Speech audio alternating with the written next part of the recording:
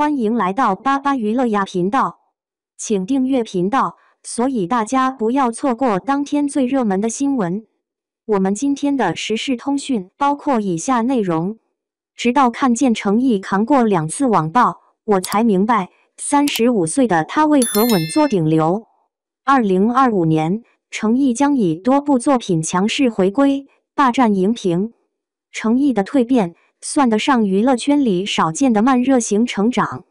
14年的沉淀，他终于实现了从龙套到配角，再到主角的华丽转身。区别对待就是根据不同的情况和对象，采取不同的处理方式。在镜头前，他像个风华正茂的少年，英姿飒爽。其实，没多少人知道，在他成名之前，他曾是个被冷落的默默无闻的人。回想这14年的成名路，许多粉丝都感慨，想当年那个不红的小子究竟经历了多少嘲笑和委屈。直到看到程毅被礼仪小姐视而不见，我才意识到，在娱乐圈里，不出名简直就是最大的罪过。2016年青云志发布会上，演员们准备一块蛋糕，大家一起切。程毅看着礼仪小姐手里捧着餐刀走来，心里想着伸手过去，结果却被完全忽视了。没办法，程毅本来伸出的手只好尴尬地缩了回去。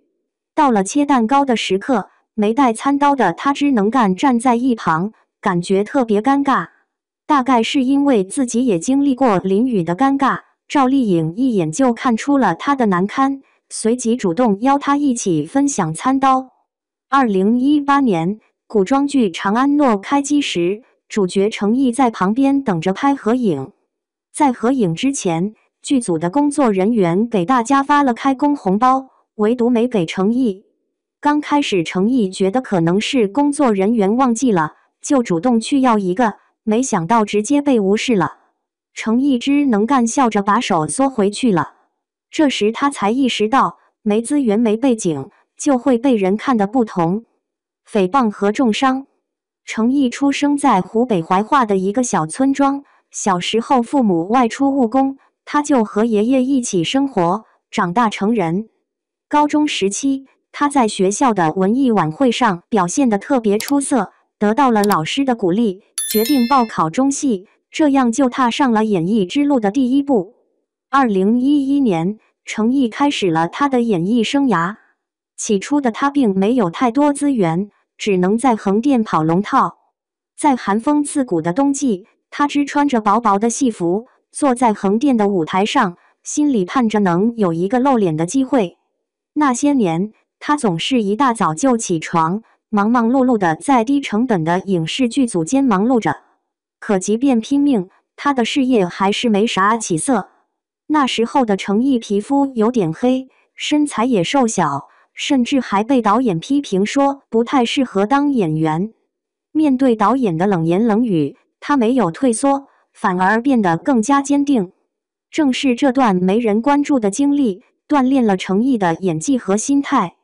2015年，他的经纪公司濒临倒闭，没办法，他只能被安排到另一家公司继续发展。幸好这家公司的高层把他推荐给了青云志剧组，让他得以出演男二号。机会来了的好好把握住。2016年青云志火热播出，程毅饰演的林惊羽让观众眼前一亮。当时大家以为他凭借这个角色，事业会更上一层楼。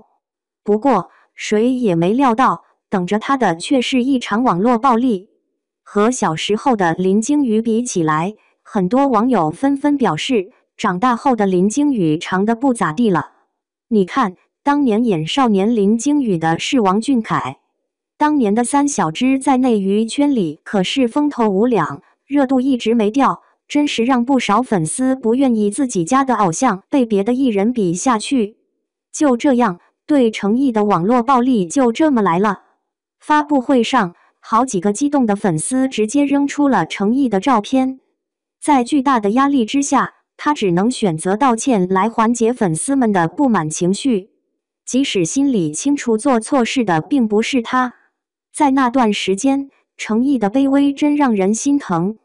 好在外面的闲言碎语没能让他倒下，他仍在剧组中默默耕耘。2019年琉璃一炮而红，程毅终于迎来了属于他的时代。